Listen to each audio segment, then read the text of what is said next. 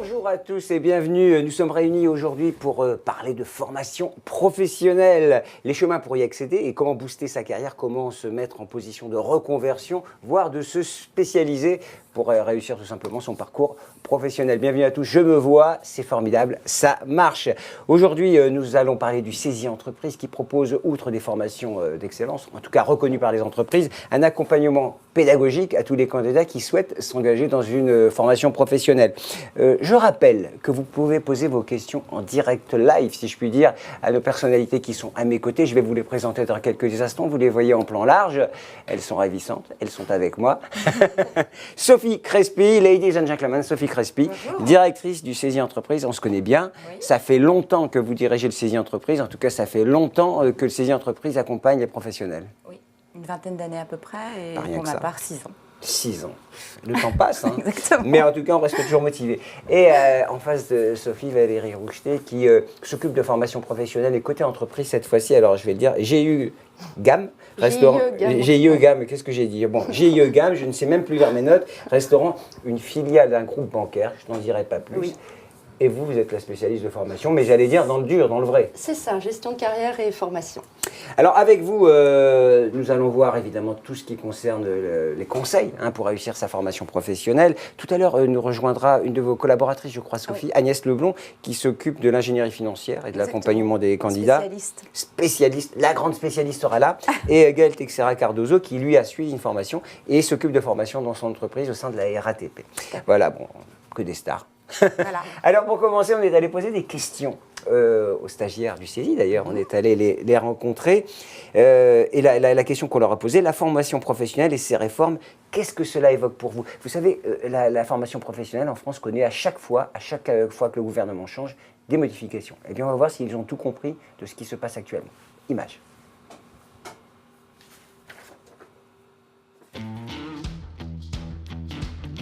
La réforme de la formation professionnelle, non, j'en ai jamais entendu parler. Alors, formation professionnelle, pour moi, c'est un peu un mythe dont on nous parle tout le temps, mais voilà, concrètement, j'ai pas vu encore ce que ça voulait dire. J'ai appris ça dans les médias récemment. J'ai entendu parler de cette réforme, en effet, il me semble qu'elle est importante, évidemment, pour accompagner la politique de l'emploi. Cette réforme va pouvoir me permettre d'accéder à des formations peut-être plus facilement et avoir plus d'aide financière. Ce que ça change pour moi, c'est que ça me permet toujours d'avoir un déroulement de carrière. Ça me permet de renouveler les compétences. Pour moi, ce que ça change en tant qu'employé, ça me permet d'avoir une mobilité supplémentaire en mettant au goût du jour avec une nouvelle qualification. Mon employeur m'a aucun cas informé de cette nouvelle procédure qui a été mise en place récemment. Je n'ai pas eu d'informations à ce niveau-là. Et il n'y a pas eu d'annonce officielle de la part de mon entreprise. Dans la société, les ressources humaines font énormément de publicité qui nous permet de voir les évolutions. Bon, c'est pas très clair, hein, mesdames.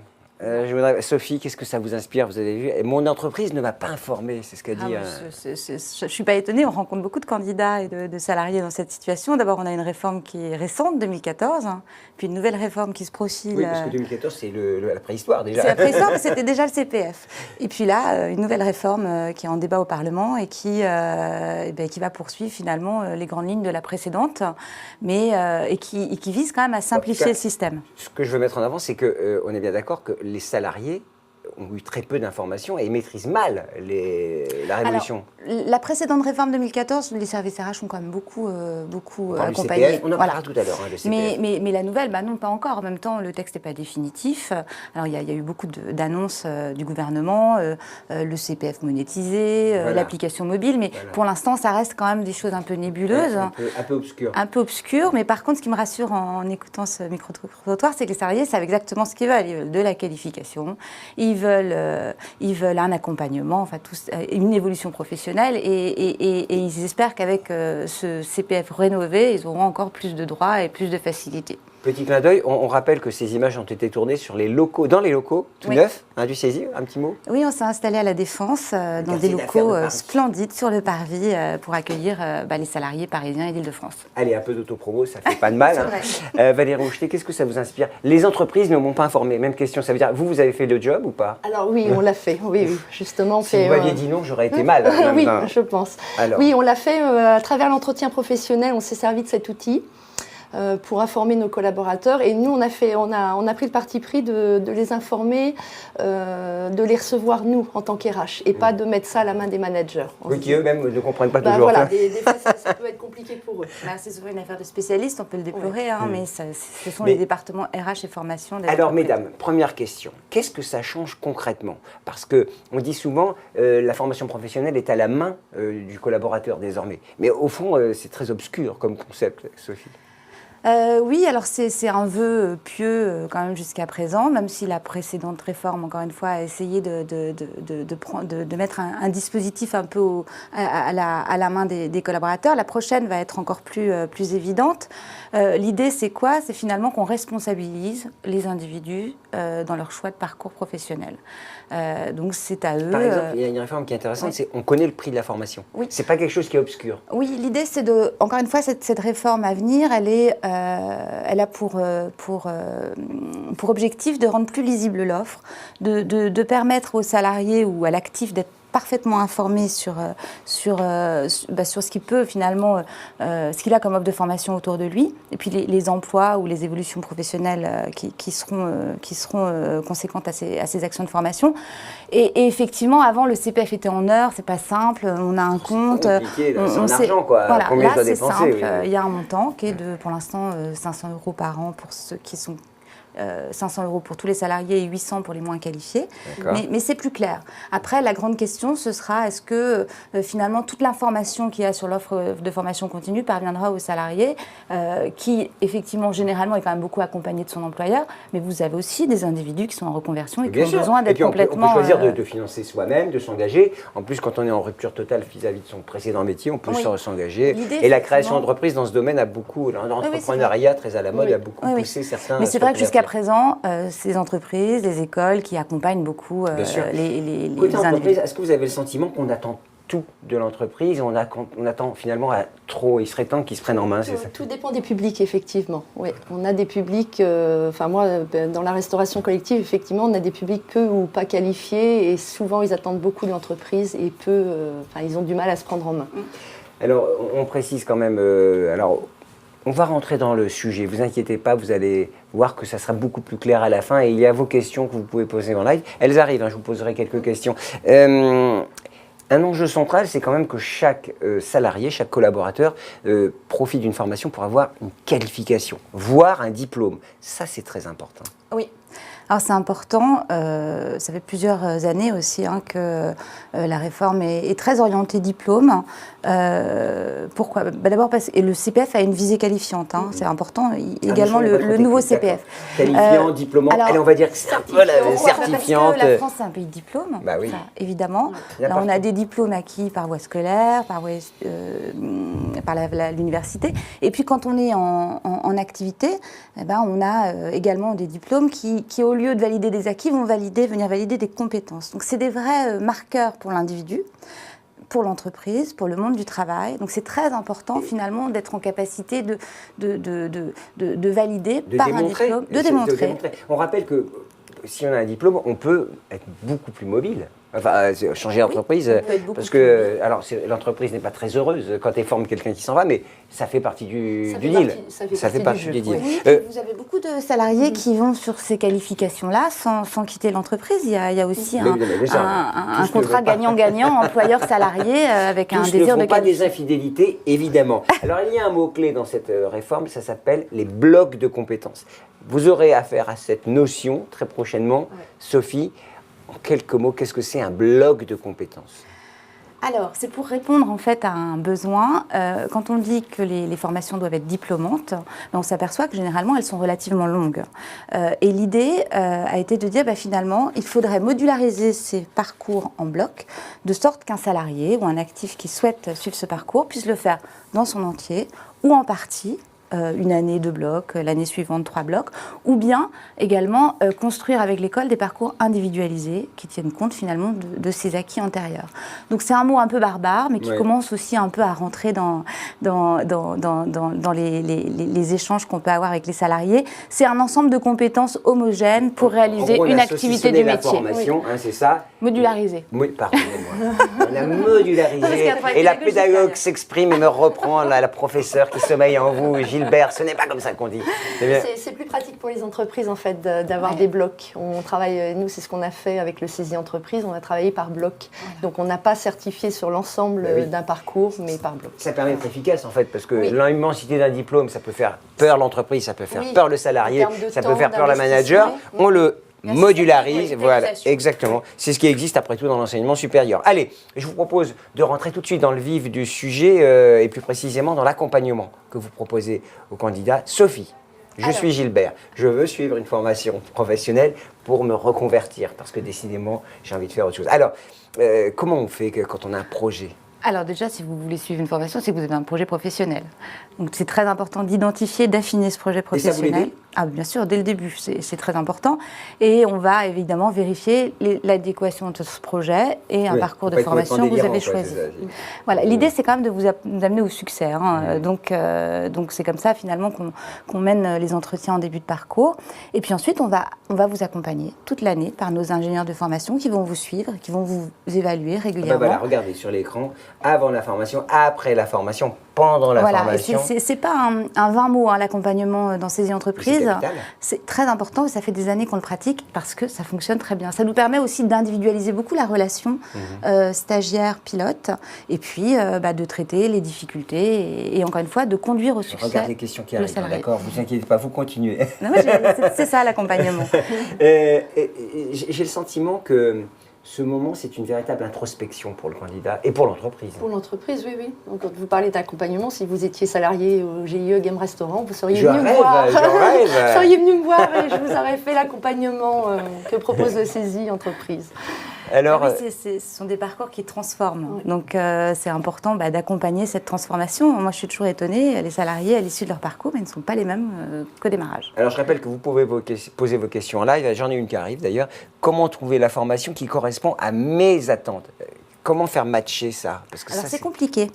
C'est compliqué parce que, et là encore une fois, on devrait avoir une réforme qui va aider, c'est que les offres de formation sont difficilement référencées. On a une plateforme qui s'appelle moncompteformation.gouv.fr. Tout actif a accès à cette plateforme. Il y a des codes, ça passe par la caisse des dépôts. Et c'est très compliqué parce qu'en fait, il faut trouver une formation pas très loin de chez soi, qui correspond quand même à ses aspirations. Dans un budget et en tout cas qu'il faudra financer derrière. Et c'est pas simple. Donc demain, en principe, une application mobile devrait régler ça. C'est-à-dire qu'un salarié devrait, en appuyant sur un bouton, connaître le montant de ses droits. C'est magique, c'est la transformation digitale. Connaître les offres d'emploi disponibles dans son bassin, connaître la liste des formations qui amènent à ces emplois. Enfin voilà, c'est la révolution. Le matching, c'est vrai que c'est ça. Et c'est vrai que ce serait plus simple, parce qu'un salarié informé, c'est plus simple pour lui de monter son projet. Sinon, effectivement, je lui conseille soit d'aller voir son service RH, parce que souvent c'est un projet commun. Évidemment, là, ce sera beaucoup plus simple. Et puis, s'il est dans une démarche individuelle, c'est quand même beaucoup les écoles qu'il aura pu voir. Dans tous les cas de figure, il ne faut pas hésiter à prendre son téléphone ou aller à se rendre sur place. C'est compliqué. Il faut vraiment se renseigner. Ne jamais rester seul face à la formation professionnelle. C'est très compliqué. Non, mais c'est important. Puis, encore une fois, les conseils qui sont donnés, ils sont utiles. On ne va pas nécessairement vendre des parcours. L'idée, c'est vraiment de se rencontrer. Peut-être que c'est trop tôt, peut-être que le projet n'est pas encore mature, peut-être que ce sera plus tard, peut-être que ce n'est pas sur un de nos parcours, mais ça permet d'échanger quand même avec des spécialistes. Nous allons voir comment Valérie accompagne au sein de son... Alors comment vous accompagnez un collaborateur qui arrive, qui frappe à votre porte ? Eh bien, à travers l'entretien professionnel, on fait un bilan de son parcours professionnel hors entreprise, y compris au sein du GIE Game Restaurant. Ensuite, s'il a un projet, on en discute, même si ce projet n'est pas forcément en lien avec l'activité de l'entreprise. Moi, ça fait partie de mon... Il y a cet écueil psychologique de dire j'ai envie quand même de faire autre chose. Oui. Ça, il faut quand même pouvoir... On en tient compte en tant qu'RH. Et au contraire, moi, je l'accompagne à trouver les financements possibles, CPF, congé individuel de formation. Et on regarde son projet, si effectivement il est viable aussi par rapport au marché de l'emploi, parce que c'est important aussi. Enfin, moi, mon rôle, c'est aussi de ne pas spécialement orienter des collaborateurs sur une formation dont on sait que derrière, il n'y a pas, voilà, c'est une impasse.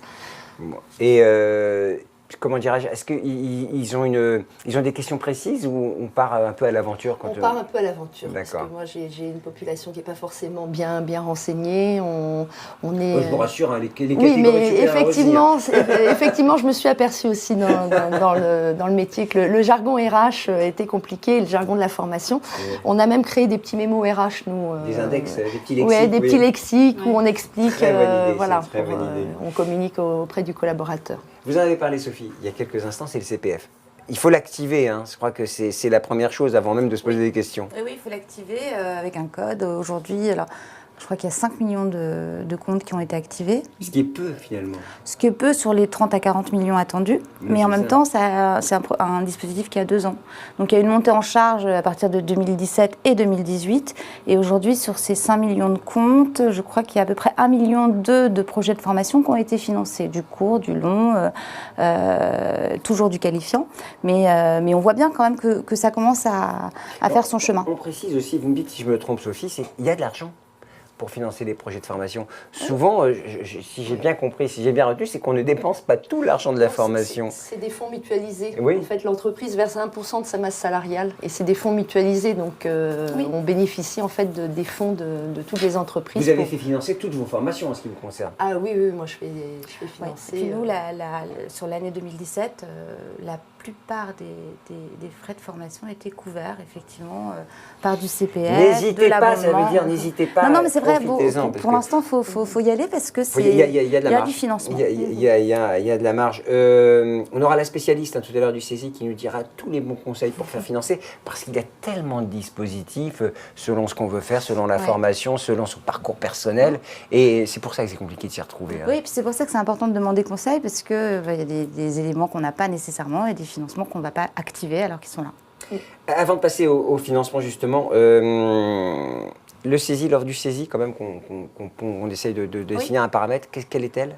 Ce sont donc une vingtaine de cursus diplômants à destination de managers, donc sur les principales fonctions de l'entreprise, dans les domaines RH, formation, du digital, ça c'est sûr. du digital, eh ben, ils sont là, de l'informatique. Je sais que, laissez-moi faire. Management des équipes de projet, ressources humaines, formation, information numérique, système d'information, qualité, sécurité. Ah oui, déjà, bon, bref, bâtiment, travaux publics. Voilà. Donc on couvre quand même des champs assez larges. Ouais. Et on accueille à peu près 5000 salariés pour la plupart, mais on a aussi des candidats individuels, puis quelques demandeurs d'emploi aussi qui sont en reconversion, dans l'ensemble de nos centres, dans des locaux qui sont parfaitement adaptés pour les accueillir. J'ai oublié de parler de quelque chose tout à l'heure, on a parlé de bloc de compétences, et je crois qu'il y a aussi un sujet auquel vous tenez, c'est la VAE. La valorisation des acquis de l'expérience, c'est un sujet... alors, il y a la VAE individuelle, la VAE collective. Oui, c'est compliqué aussi. Non, mais j'y tiens parce que c'est un dispositif qui est intéressant, c'est la validation des acquis par l'expérience. Bah oui. Et c'est un travail important pour un candidat qui a un certain nombre d'années. Alors, c'était 3, maintenant c'est 1 année, c'est un peu juste, mais 3 années dans un métier, d'aller démontrer, finalement, d'aller prouver qu'il est capable de l'exercer et qu'il mobilise les compétences attendues. Donc, nous, on a à peu près 200 dossiers par an. 200, ce qui est beaucoup, hein. Ce qui est pas mal, oui. Avec soit un choix d'intégrer un processus seul, ce qui est très compliqué, que je déconseille un peu. C'est une centaine d'heures de travail quand même, individuel. Ouais. Soit de le faire dans le cadre d'un processus accompagné, avec un rythme un peu soutenu et qui fait que le salarié a son diplôme. Quand vous dites une centaine d'heures, il faut bien savoir que se former, ça ne viendra pas tout seul. Non. C'est du travail, c'est de l'engagement et c'est une vision à long terme, on est bien d'accord. Oui, tout à fait. Après, ce qui vient un peu concurrencer la VAE, qui est quand même, on est vraiment seul face à sa carrière passée, notamment, c'est effectivement la possibilité de s'inscrire sur des parcours individualisés. Ça, c'est très important aussi.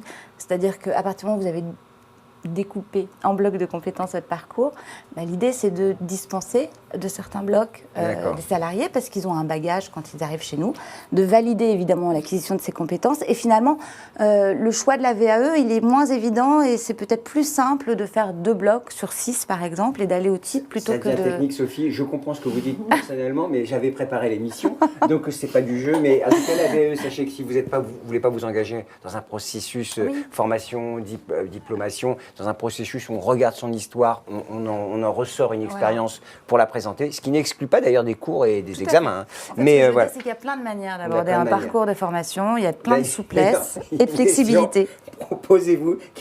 Proposez-vous des coachings pour réfléchir et structurer, parce qu'il y en a qui se sentent un peu seuls. Oui, ça s'apparente à du coaching, de l'accompagnement sur ces sujets, parfois c'est vraiment ça, oui. Alors, financement. Parce que, évidemment, le nerf de la guerre, c'est l'argent. Comment je paye ma formation. On rappelle qu'une formation longue, ça peut coûter jusqu'à 5, 10, 15 000 euros. Il n'y a pas de limite dans ce prix. Aux États-Unis, ça coûte bien plus cher. En France, on est un peu protégé. On a tourné quelques images sur le super campus de la Défense. Et pour vous, est-ce qu'il a été compliqué de financer votre formation? Image. Je pense que ça a un coût, que ça coûte très cher.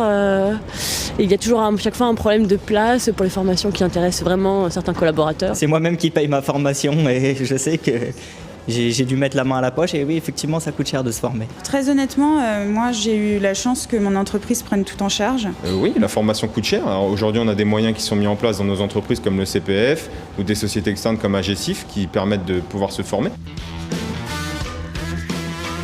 Les aides au financement, non, je ne les connaissais pas avant de commencer la démarche et même maintenant, j'ai toujours pas les informations.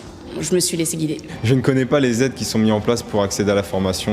Je ne suis pas informé de ça. Heureusement que le fonds GESIF m'a aidé pour me former parce que personnellement, je n'aurais pas eu les fonds pour pouvoir subvenir à cette formation. Je sais que ça existe, mais ma société, je pense qu'elle n'a pas recours à ce type de partenaire pour financer ce type de formation. Le financement, c'était très compliqué, oui. Bon, je sais pas si c'est compliqué à mettre en place, qu'en tout cas, c'est compliqué à utiliser. Enfin, je sais que j'ai du temps de formation, mais qu'il faudrait que je prenne le temps de regarder, chercher une formation, de parler à mon employeur, et clairement, j'ai pas le temps. Oui, ça a été un petit peu long. J'ai attendu 4 ans et demi avant de pouvoir avoir le feu vert pour partir en formation. Voilà, c'est pas si facile que ça, mais je vous rassure, tout va s'éclaircir, car nous avons avec nous à ce plateau Agnès Leblond, qui est la spécialiste du financement, conseillère en carrière, également au CESI Entreprises. Bonjour. Bonjour et bienvenue. Alors, qu'est-ce que ça vous inspire? J'ai l'impression que tout le monde est dans le choix, comme on dit. Ça me rappelle en fait mon quotidien, des relations qu'on peut avoir effectivement avec des salariés d'entreprise qui ne savent pas bien finalement par où commencer quand ils ont un projet formation en fait, qui commence à germer. Tout ce qui a été dit, c'est que personne n'y comprend rien ou personne ne sait à qui s'adresser. Je pense que c'est surtout que personne n'y comprend rien. Après, à partir du moment où on a identifié effectivement qu'on pouvait s'adresser à son service RH formation, à un organisme de formation, à un centre de bilan de compétences, les choses s'éclaircissent un petit peu. Parce que, qu'on soit bien clair, c'est de l'ingénierie financière. Oui, prends un petit bout là, j'en prends un petit bout là, je prends un peu dans mon compte en banque, et puis après je fais un paquet, et puis je paye ma formation. Oui, alors on essaye effectivement au maximum d'étudier les montages financiers où effectivement l'individu n'a pas à sortir d'argent de sa poche. Il y a des dispositifs de financement qui existent via les cotisations versées par les entreprises. C'est tout ce qui est fonds GESIF, OPCA, CPF, voilà. tous ces organismes, ou dispositifs. Merci Sophie de me reprendre. Tout ça, ça exige de la méthode et de la précision, mais ne le faites pas trop souvent quand même. Est-ce que parmi les stagiaires, il y en a quelques centaines par an, est-ce qu'ils réussissent à trouver quand même les moyens de financement? Là, ce sont des stagiaires qui parfois sont pris en charge, donc ils ne se rendent pas compte complètement que tout ça a été pris en charge. Notamment, je rebondis sur ce qu'a dit le collaborateur. Je pense que mon entreprise n'est pas au courant, on s'est regardé avec Valérie. Bien entendu que l'entreprise est au courant, si elle peut éviter de dépenser, elle dépense. Est-ce qu'on trouve toujours, un moyen? Toujours, non, ça dépend. Sur le CPF, en fait, il y a des financements qui sont différents selon les branches professionnelles. Donc, si vous êtes salarié dans la métallurgie ou si vous êtes salarié dans la chimie, les financements ne vont pas être les mêmes. Chaque OPCA a vraiment ses modalités de financement. On essaye effectivement toujours au maximum d'accompagner à la fois les responsables formation et à la fois les salariés quand il s'agit de démarches personnelles pour essayer de creuser toutes les pistes possibles pour essayer dans le maximum des cas d'avoir un financement à 100%. Oui, ce qu'on veut dire avec votre témoignage, c'est que l'organisme de formation a véritablement cette mission d'offrir cette prestation qui est de trouver les moyens de financement. Oui, surtout que ce qu'il faut préciser, c'est qu'on a une offre qui est très largement éligible au financement. Regardez comment on est raccord. Qui est très largement éligible au financement parce que visant une qualification, un diplôme. Donc c'est pour ça qu'on est capable effectivement d'accompagner d'un point de vue financier, enfin d'un point de vue ingénierie financière, les entreprises et les individus. Valérie, vous connaissez tout. Hein. Je ne vous pose pas de questions, vous connaissez tout par cœur, vous êtes une experte. Alors, on peut dire quand même que le CESI propose cette plus-value, vraiment quand on dit accompagnement pédagogique, ingénierie financière pour un projet global. Je crois que c'est ça la plus-value. Oui, ça a toujours été le cas depuis une vingtaine d'années. On a plusieurs collaborateurs comme Agnès dans les campus qui sont effectivement capables de renseigner de manière très efficace les salariés pour accompagner ces projets-là. Donc ça nous paraît évident que ça fait partie des services à proposer. Sur le financement, est-ce qu'on est allé... Alors, je vous pose une question parce que je suis candide. Les formations à distance, on disait qu'elles étaient mal remboursées. Est-ce que ce sera le cas? Est-ce qu'on va reconnaître enfin ces formations, mesdames? Je crois que ça commence. Enfin, ça fait quelques années d'ailleurs que ça... Je crois qu'il faut mixer les deux. Oui, c'est ça, c'est du blended learning. Voilà, le blended, ça pose pas trop de difficultés. Ce qui était compliqué, c'était le total, le full distanciel. Et là, encore une fois, on devrait avoir une réforme qui ajuste... ces financements-là et qui permettront d'aller au-delà du forfait. Mais ça serait quand même bizarre d'avoir un président qui parle de digital tout le temps et qui ne finance pas des formations à distance. Sachant que les Américains, les Chinois, tout le monde se positionne évidemment sur les MOOC, sur les cours à distance, sur le blended learning. Mais on a le CESI entreprise, je vous rassure. Tout va bien se passer pour la compétitivité française. Alors, qu'est-ce que vous attendez de la formation? On est allé poser ces questions aux stagiaires du CESI sur le, je vais le dire un peu pour la dernière fois, sur le nouveau campus du CESI à La Défense. Alors, je vous pose la question. Qu'est-ce que vous attendez de la formation professionnelle aujourd'hui? Pensez-vous qu'il faille se former toute la vie? J'ai une idée de la réponse. Aujourd'hui, les attentes que j'ai de cette formation, c'est de découvrir les cartes qu'on me donne pour pouvoir accéder à un rôle de manager au sein de mon établissement. Je vis une réorganisation dans ma société. Donc cette organisation-là, c'est une transformation profonde de ma direction et à ce titre, j'ai besoin de nouvelles qualifications pour pouvoir être employable et être mobile. Le projet professionnel, c'était de pouvoir passer un diplôme de manager donc, pour pouvoir évoluer au sein de mon entreprise. Ça permet déjà de se maintenir à un niveau et puis de booster l'employabilité. Il faut pouvoir s'adapter. Pour ça, on ne peut pas forcément le faire tout seul. Donc on a besoin de ce type de formation. Et on a besoin de se former pour être toujours, on va dire, au fait de l'activité économique et également pour répondre aux besoins des entreprises. Je pense que la formation est nécessaire tout au long de notre vie. On est sur un marché très concurrentiel. On a besoin de connaître les nouveaux outils et c'est aussi ces nouveautés qui vont nous permettre de réfléchir et d'innover et d'adapter des solutions pour nos besoins. Je travaille dans le digital et c'est un milieu qui change tout le temps. Et donc si on ne fait pas les efforts de se mettre à jour sur certaines technos ou certaines nouveautés, on est vite dépassé. C'est la fête ce plateau parce qu'on a encore un nouvel invité qui vient d'entrer. Gaël Texera, vous êtes responsable de l'entité MIR, maintenance, infographie, réparation événementielle à la RATP. C'est cela. C'est ça. Bienvenue. Bonjour. Vous allez nous faire vivre en live ce sujet de la formation professionnelle, puisque vous êtes là à double titre d'ailleurs. Vous avez été formé au CESI, c'est ça. Donc vous pouvez témoigner et dire la vérité, rien que la vérité et toute la vérité. Mais en tant que manager, vous envoyez évidemment vos collaborateurs se former. Valérie, on va rentrer un peu plus dans le sujet si vous êtes d'accord. Vos témoignages et vos retours d'expérience sont très importants. Alors, première question, comment vous avez connu le CESI? Parce qu'après tout, c'est un organisme de formation et il y a une telle offre, il y a beaucoup de centres de formation. Il y en a un peu trop d'ailleurs. Je crois que le gouvernement souhaite un peu rationaliser. Alors tout simplement, recherche par Internet. Donc le référencement est capital. Voilà, un bon référencement. Et puis sur le thème du management de proximité, chercher une formation certifiante. Et c'est comme ça que le CESI m'a intéressée. Oui, donc on voit bien qu'aujourd'hui l'enjeu c'est bien sur la certification et le diplôme. On l'a dit tout à l'heure, mais on ne le répétera jamais assez parce que vous aurez cette exigence, y compris pour le financement d'ailleurs, parce que je crois que c'est déjà le cas. Je crois qu'on ne peut plus financer si c'est pas certifiant. Oui, c'est pas reconnu effectivement en tant que. Donc RNCP, c'est encore technique. Bon, un certificat, on va dire un certifiant. Voilà. Une certification professionnelle. Oui. Voilà, souvenez-vous de cela. Et qu'est-ce que vous attendiez au fond d'une entreprise comme le CESI, d'une société de formation comme le CESI? Alors ce que j'en attendais, c'est l'adaptation quand même de leur formation à mon public, la capacité à comprendre la culture d'entreprise d'un restaurant collectif, le langage, s'approprier tous les éléments, et puis s'adapter au public, bien entendu. Mais ça, je crois que je l'ai déjà dit. Voilà. Mais je crois que c'est important. Vous réécrivez l'histoire, en réalité, c'est ce que...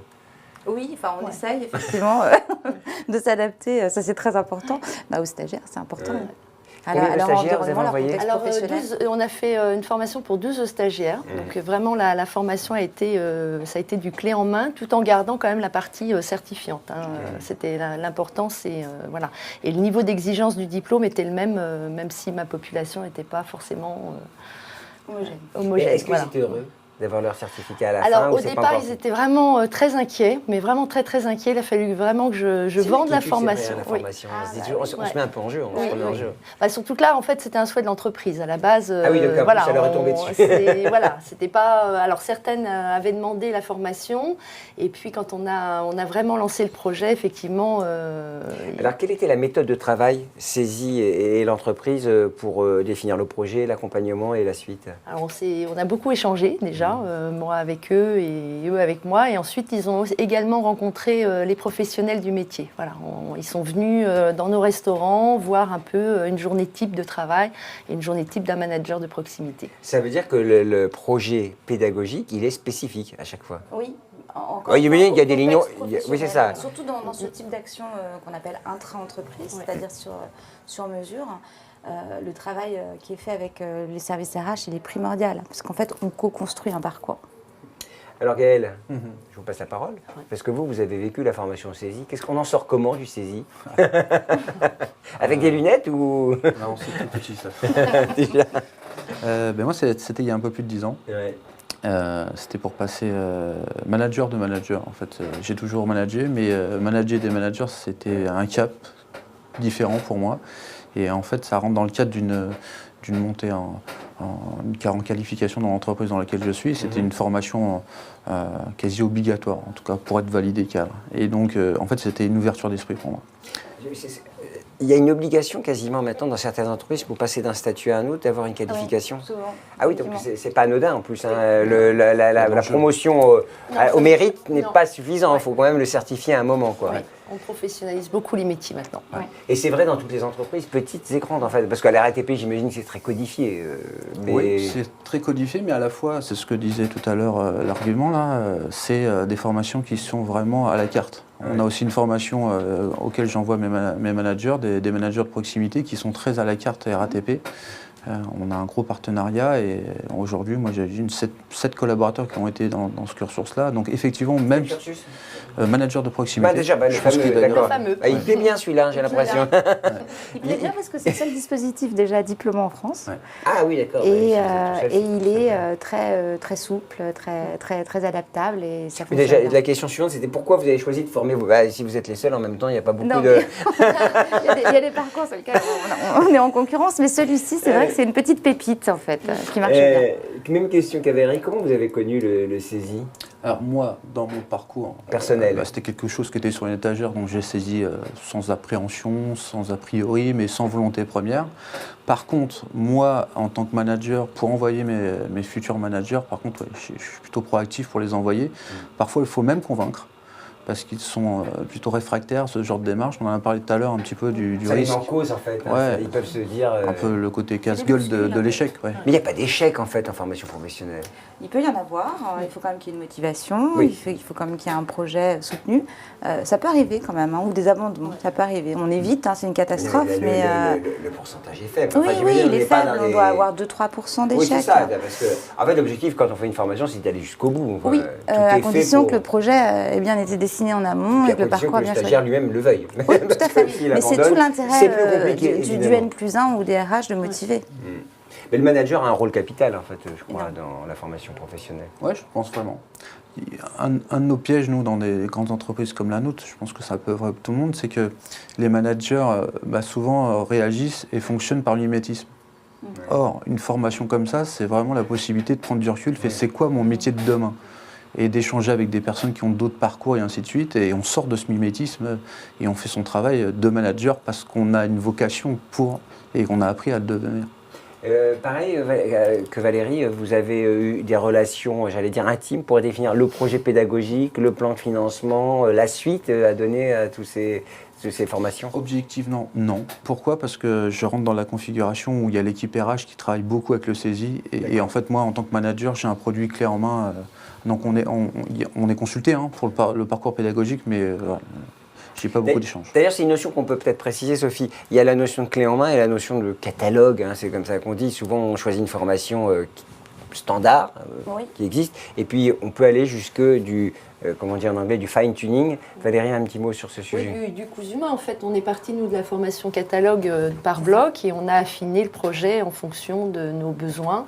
Donc, on a retiré des blocs parce qu'on estimait que la totalité n'était pas nécessaire pour l'entreprise et trop longue aussi. Et puis après, effectivement, c'est l'adaptation du programme. On peut faire du sur-mesure sur du diplôme. C'est vraiment la... Sur-mesure sur du diplôme, oui. Voilà, c'est vraiment la solution. C'est un peu l'ADN du CESI, d'ailleurs. Oui, mais c'est vrai que quand on pense diplôme, on pense plutôt offre catalogue. Et en fait, non, on voit bien qu'avec des entreprises partenaires, on co-construit le parcours qui prépare au diplôme. De toute façon, sans déflorer quoi que ce soit, le CESI est aussi une école d'ingénieurs et sur ces formations d'ingénieurs, ils sont en alternance en apprentissage et vous avez cette pratique de l'aller-retour avec l'entreprise. Oui, la relation entreprise est dans notre ADN, vraiment. Juste un mot sur votre évolution de carrière. Est-ce que ça a été le booster total en 10 ans ou ça a été une progression qui vous a aidé à passer un palier puis un autre? Ouais, non, le booster un peu. Ouais, clairement. Non, et puis mon épouse n'est pas sur le plateau, mais il paraît que j'ai changé, même personnellement. Ouais. Je vous avais dit que la formation professionnelle, la formation professionnelle vous transforme humainement, professionnellement et tout au long de votre vie. C'est vraiment là qu'on voit le potentiel de se révéler. Enfin, quand on se révèle professionnellement, c'est aussi se révéler humainement dans l'entreprise. Tout à fait, oui. Exactement. Et c'est vrai que... Pardon ? Ouais, pardon. Il y a une vraie ouverture. Moi, je suis dans mon groupe depuis quelques années et c'est une vraie possibilité de prendre du recul et qu'est-ce qui se passe dans le monde professionnel autour de moi et le fait d'avoir des intervenants. On n'en parle pas assez depuis le début, mais les intervenants sont vraiment, vraiment de qualité. J'ai l'occasion même de les solliciter en type de consultant après coup. Parce que ce sont des consultants, ce sont des intervenants extérieurs, des professionnels en situation. Oui, on ne l'a pas dit, ceux qui viennent vous donner des cours, ce n'est pas des professeurs avec des cheveux... Non, on est vraiment sur l'échange de bonnes pratiques, l'expérience... Oui, l'idée, c'est que vous soyez opérationnel en sortant de la formation. De toute façon, l'exigence de l'entreprise, elle est là. L'exigence, nous, on a vu une vraie transformation, effectivement, nos collaborateurs. Donc, vous êtes contente de ce quand vous entendez ça, vous vous laissez porter, vous dites, mais tout ça, évidemment, est du direct total, donc je n'ai pas. Est-ce que vous faites partie du réseau Alumni? Non. Ah, est-ce que les anciens de la formation peuvent s'engager? Bah oui. Alors faute de temps. Mais ce que je fais souvent, c'est que l'Alumni, c'est le réseau des anciens élèves. Une fois que vous avez fait une formation continue, vous pouvez faire partie de cette famille des anciens. Et c'est pas mal en termes de réseau de solidarité. Oui, il y a à peu près 50 000 alumni aujourd'hui. C'est vrai que c'est moins évident pour de la formation continue que pour de la formation initiale où les écoles développent beaucoup ça. Mais nous, on le fait également parce que nécessairement, il y a un réseau professionnel. Et quand il y a des besoins de changer de région, d'échanger même entre pairs sur certains sujets d'actualité, ça fonctionne bien. Aussi, hein, faut pas non plus, ça peut être du business aussi pour nos alumni. De marché. Un conseil, avant de passer aux questions qu'on reçoit, on en a reçu pas mal d'ailleurs, Sophie, ça marche bien. Si vous aviez un conseil à donner à quelqu'un qui réfléchit, quel est le premier geste qu'il doit faire en se réveillant le matin, comme dirait l'autre? Il veut changer, il veut bouger, il veut évoluer. Moi, je pense qu'il faut être curieux. Voilà, vraiment. Parce que parfois, il y a un terme qu'utilisent souvent mes collaborateurs, je veux évoluer. Alors, vers quoi? Donc, il faut creuser. C'est précis, s'il vous plaît. Non, mais c'est ça. Et en fait, c'est tout notre métier de manager. Et puis de la partie RH, c'est évoluer. Pourquoi? Ça veut dire quoi? C'est quoi derrière? Voilà. Oui, c'est quoi le projet Exactement. derrière? Et c'est plutôt ce genre de questions ou d'envie qu'il faut creuser. Et une fois qu'on arrive à mettre le contour de évoluer, c'est quoi? On peut aider, et puis après on travaille avec des gens qui connaissent le domaine de la formation et il n'y a pas de souci. Première chose qu'on doit se poser, première question qu'on doit se poser, Valérie, si je dis je veux bouger, je veux évoluer, ça veut dire quoi? Ça veut dire quoi? Oui, il faut y aller déjà, il faut prendre son employabilité en main, c'est ce qui est important en fait, ne pas attendre de tout forcément de l'entreprise. Qu'on soit bien d'accord, l'employabilité dont parle Valérie, c'est demain. Ça veut dire, est-ce que je suis capable d'évoluer, de travailler longtemps, d'évoluer et de m'adapter aux nouvelles technos, aux nouvelles process, au marché. Je crois que c'est pas un vain mot. Non, c'est vrai dans l'entreprise et c'est vrai à l'extérieur de l'entreprise aussi. Sophie, vous êtes d'accord avec tout ce qui est dit? Évidemment, ça demande un effort quotidien. Si vous m'aviez dit non, je ne suis pas du tout d'accord, j'aurais été étonné. Allez, on va prendre les questions des internautes qui sont nombreuses. Vous répondez tous les trois? Allez. Allons-y. Est-il possible de se former tout en travaillant en entreprise? Ça, c'est important parce qu'on parle de formation 100%, mais aussi il y a du part-time, du temps partiel. Alors nous, c'est la particularité de toutes les formations dans ces entreprises, c'est que ça permet évidemment une activité professionnelle en parallèle. Donc c'est 3 jours en centre, le reste par mois, sur 10-12 mois, le reste du temps à son poste. Et il y a des allers-retours évidemment, puisqu'il y a des projets qui sont mis en œuvre dans l'entreprise. Donc c'est même plutôt un postulat de départ pour nous. Sophie ne le dit pas, mais 3 jours par mois, c'est 3 jours à fond. C'est 3 jours à fond avec du travail à la maison à rapport avec... Non, mais ça, c'est le principe qu'on a posé, effectivement. La dualité entreprise-centre est très importante dans le parcours. Même question pour vous, travailler, c'est le principe, c'est comme ça que vous aviez fait, vous aviez arrêté? 18 mois avant le parcours, sans vraiment arrêter. Ça rentre dans un planning et mes managers de proximité, c'est 12 mois. Ouais. D'accord. Valérie, c'est des allers-retours? Oui, c'est pas gênant. Un bon congé individuel de formation. Voilà. Un CIF. Un CIF. On commence à parler FP. Alors, quel est le rythme des formations? Vous avez donné des exemples, mais je crois que ce n'est pas unique. Il n'y a pas un rythme de formation. Non, on essaye. On a un peu tout testé et c'est vrai que 2-3 jours par mois maximum. Week-end ou c'est en semaine? Non, c'est en semaine. On ne fait pas le week-end. On a tenté aussi, mais en fait c'est compliqué. Les stagiaires n'ont pas nécessairement envie de venir le samedi, préfèrent la semaine. C'est plus simple pour eux, parce que d'abord ils ont une grosse semaine, ils ont travaillé, donc c'est mieux. Et on est autour de 2-3 jours par mois, pas plus, parce qu'encore une fois, ils ont une activité professionnelle à mener. Répétez, 2-3 jours par mois. Question que peut-être... Ah oui, ça c'est important. Est-ce qu'il y a une sélection à l'entrée? Ça veut dire que si j'ai envie d'évoluer, est-ce que je me retrouve finalement à la queue leu pour faire l'examen comme en formation initiale? Sophie, êtes-vous exigeante? Oui, alors on n'appelle pas ça une sélection. On va vérifier, c'est très important, l'adéquation entre le projet et le parcours. Voilà, et la motivation. Encore une fois, l'objectif de nos ingénieurs de formation qui accompagnent ces salariés, c'est qu'ils aillent à la réussite. Donc si le projet n'est pas tout à fait mûr, si les conditions ne sont pas réalisées, pour aller à cette réussite-là, on n'ira pas. Quand vous dites on n'y va pas, je me fais un peu, pas l'avocat, mais en tout cas, pour décrypter, c'est plutôt vous accompagner pour aller mieux définir le projet. Oui, ou on proposera d'autres formations même chez des concurrents. Enfin, on travaillera vraiment le sujet en amont pour être certain que ça se passera bien après. Ça faire clair. Non, mais c'est vrai, c'est important. Sélection. Vous êtes implanté partout en France. On n'a pas vu la slide, je ne sais pas si elle existe sur tous les campus en France. Le CESI est implanté partout en France et cette offre, on la retrouve partout en France. Oui. Ça, c'est important à savoir parce que ça veut dire que où qu'on Oui, soit, important. Paris-Province, parce que Quand souvent... on fait des parcours longs, il faut que le salarié, l'entreprise soit à proximité. Les frais de déplacement, ça a un coût. Donc voilà. Il paraît d'ailleurs que, vous avez confirmé ça, les frais de déplacement et les frais de gestion sont principaux, sont parfois équivalents aux frais de pédagogie. Est-ce que c'est vrai? Oui, ça peut arriver, effectivement, oui. Les frais de restauration, le déplacement. Le temps qui est consacré. Le temps, les salaires aussi, oui, la rémunération. Oui, bien sûr. C'est pour ça d'ailleurs que le digital peut aider là-dessus pour réduire la facture, si je puis dire, de la formation professionnelle. Je l'ai fait sur la sélection, la formation. Ah oui, je reviens sur ma formation, le e-learning. Ça, c'est un peu vieux le e-learning, le distanciel, on va dire. Donc, on en a parlé rapidement, mais c'est quand même un sujet. Est-ce que je peux faire une formation totalement à distance? Alors nous, c'est pas notre choix. On a déjà du distanciel dans nos parcours et on va aller encore plus loin dans cette dynamique. Notre choix, c'est quoi? C'est d'optimiser le présentiel. Voilà, c'est finalement par le distanciel d'être capable d'avoir des vrais moments d'expérience. Ils disposent de ressources. Voilà. Sur un site. Et puis ils peuvent travailler, ils peuvent poser des questions. Ils doivent. Oui, ils doivent, pardonnez-moi. Ça, c'est la pédagogue. Ils doivent travailler. Ce n'est pas une option.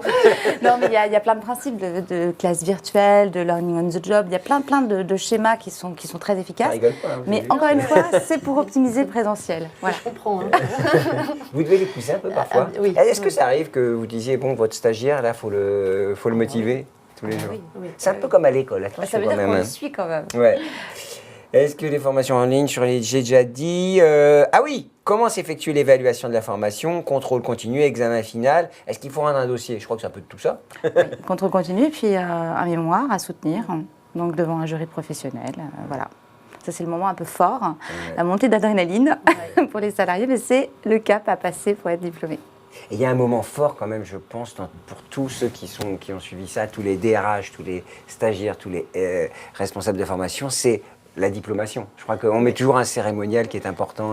On l'a fait, nous. On a vraiment marqué le coup avec nos collaborateurs. On a organisé une remise de blocs, de certification des blocs devant leur manager, devant la direction générale. Et c'était assez fort. Du management de proximité, c'est parfois leur premier diplôme. Donc c'est hyper important. Nous, c'était le cas. C'est hyper valorisant. Donc là, j'ai bien compris, votre femme était là pour la remise de diplôme. Non, il y a 10 ans, ça se faisait pas. Ah, mais quel dommage. Ah, maintenant, on a le sens de la fête. Oui, non. On a le sens de la fête. Alors, j'ai déjà dit, comment faire valoir son diplôme auprès de son employeur ou sur le marché du travail? Là, pour le coup, la certification... Un titre RNCP, donc au répertoire, donc il n'y a pas de démonstration à faire, il suffit juste de montrer son parchemin. On a un parchemin qui est équivalent à d'autres, tout simplement. JO, éventuellement, un journal officiel qui fait référence au titre, et puis mais je crois surtout, ce que témoigne cette question, c'est qu'il y a une dimension psychologique attachée au diplôme. Quand on a fait une formation initiale, celui qui a fait une formation continue se sent peut-être moins valorisé, alors que ce sont les mêmes. Oui, un ingénieur en formation. Souvent, c'est un complément de ce qu'on a eu en initial aussi. Oui. Donc, ne soyez pas chafouin avec votre diplôme ou votre certificat. Qui sont les formateurs? Vous l'avez dit tout à l'heure, mais puis la question arrive. Qui sont les formateurs qui dispensent les formations? Alors, monsieur l'a dit tout à l'heure, c'est des professionnels du métier qu'on agrée. Il y a un processus. Oui, c'est ce qu'il faut vérifier, évidemment. Oui, c'est ça, c'est votre job.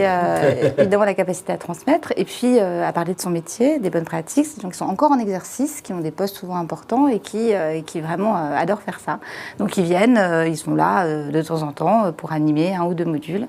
Et ce qui fait que dans un parcours, vous rencontrez plusieurs intervenants, c'est comme ça qu'on les appelle, qui sont eux-mêmes pilotés par un ingénieur de formation saisie. C'est une équipe pédagogique, en fait, qui va se consacrer à une promotion. La question qui tue. La question Julien Courbet. Combien ça coûte? Alors, on va parler ça peut être financé, mais combien ça coûte Ça dépend, on est entre 6 000 et 14 000 euros. Ça dépend de la durée, ça dépend si on fait l'intégralité du parcours, ça dépend selon quel dispositif on le fait. Voilà, donc ça a un coût. On n'est pas plus cher que les concurrents, on n'est pas moins cher non plus parce que c'est de l'investissement. On est plutôt même moins cher qu'à l'international, parce qu'on a les autres pays. Et puis on perd la qualité, donc la qualité, ça a quand même un coût. Non, mais surtout, ce n'est pas, enfin, mon sentiment, c'est pas combien ça coûte, c'est combien ça rapporte, si on veut dire, parce que le ROI, le Return on Invest, doit être clair. C'est-à-dire que si on investit 1000 ou 10 000, c'est parce que demain, on change de carrière, parce qu'on séduit mieux sa femme, parce que... ah, vous l'avez dit, hein, je suis désolé. Non, mais c'est aussi cette dimension qu'on investit dans l'avenir. On le voit. On investit dans la formation, oui. Une entreprise. Donc votre question, on donne un prix, mais c'est combien après, ça rapporte. Ça dépend du montant financier, hein, c'est toujours pareil. Alors, quels sont les formateurs? Je l'ai déjà dit. Ah oui. Quel est le taux de satisfaction de vos formations? C'est une très bonne question. C'est une bonne question parce parce que... des RH ou des stagiaires? On interroge évidemment le bénéficiaire de la formation qui est le stagiaire. C'est très réglementé, les satisfactions à chaud, à froid. Les commanditaires, souvent le hiérarchique, pour vérifier que tout s'est bien passé. Et on a de très bons retours. On est autour de 90-95%. Voilà. Bon, bah, ça veut dire que tout le monde est content. Vous êtes contente? Très contente. Bon, on a vu relancé des formations d'ailleurs avec le CESI. Gaël est content. Marc, on n'est pas là non plus pour dire que ça ne marche pas. Et on a démontré que ça marchait en tout cas. J'ai posé la question, le taux de satisfaction. Ah oui, est-ce que vous faites des formations en partenariat avec d'autres écoles? Alors, pas nécessairement, ça nous arrive sur certains dispositifs, mais on a une offre quand même relativement large. Donc, sur cette partie-là, sur la partie formation continue, on ne le fait pas nécessairement. Saisie.fr, c'est ça le site? Vous avez toutes les formations qui sont proposées. Alors, si je suis en formation chez vous Sophie, hein, je suis assuré de progresser dans mon entreprise et de devenir un manager. On ne va pas poser la question à Gaël, évidemment, puisque la réponse... la question à l'employeur. Ah bon, d'accord. C'est pas toujours... c'est vrai. Roulement de tambour. Valérie, si je me forme, est-ce que je suis assuré? Est-ce que c'est une assurance pour la progression ou simplement un point de passage, mais qui ne garantit rien? Alors, ma réponse va être en mi-teinte, c'est-à-dire que tout dépend un peu du dispositif qui est mis en œuvre. Si c'est un congé individuel de formation, il faut être clair, l'entreprise n'a pas obligation de reconnaître le titre.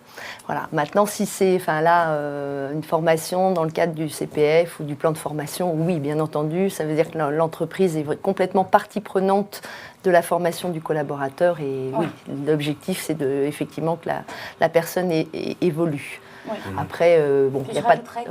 C'est pas nécessairement immédiat. C'est pas nécessairement à l'obtention du diplôme, ça peut être quelques mois après, parce qu'il faut aussi que l'entreprise elle vérifie que ça s'est bien passé et qu'il est capable finalement de mobiliser ses compétences dans son activité.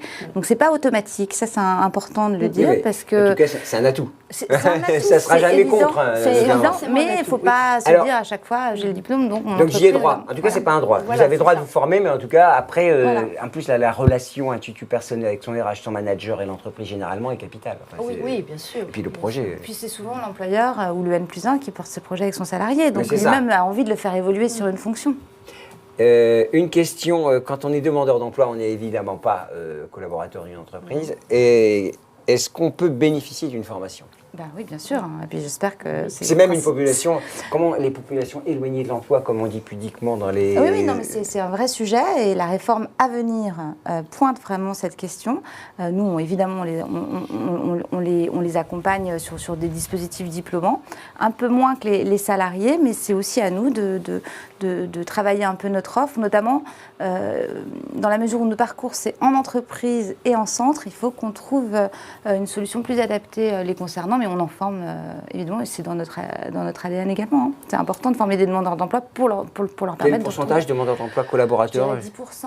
Ah oui, c'est pas non plus... Non, c'est 10%, oui. Enfin, en même temps, je n'ai pas de référence, donc je ne sais même pas si c'est bien ou pas bien. J'allais vous dire... oui, c'est à peu près ça. D'accord. Moi, je sais tout sur le CESI grâce à vous, Sophie, grâce à vous, Gaël, Valérie. Merci beaucoup. C'est vraiment très instructif. On sait que la formation professionnelle, c'est quelque chose de très important. Je ne saurais vous encourager à vous engager dans un processus de réflexion, à minima, et s'engager dans une formation si le besoin s'en fait sentir. En tout cas, l'histoire des nations démontre qu'il est toujours mieux de se former mieux, longtemps. Et pour avoir une vie professionnelle épanouie, on l'a vu avec Gaël, mais je suis sûr que vous le voyez tous les jours avec vos collaborateurs. Sophie, le mot de la fin? De toute façon, on peut venir chez vous déjà. Oui, déjà, les bien portes sûr, sont ouvertes. il n'y a pas de souci. Il y a combien de campus? On a 24 campus et tout est fait pour vous accueillir, effectivement, vous renseigner. Voilà. Et on sera bien accueillis. On l'espère. Et si ça marche, on vous offrira même un petit café. Allez. Merci beaucoup. Je vous souhaite plein de bonnes choses pour la suite. Et je vous souhaite également de très bonnes vacances éventuellement. À très vite.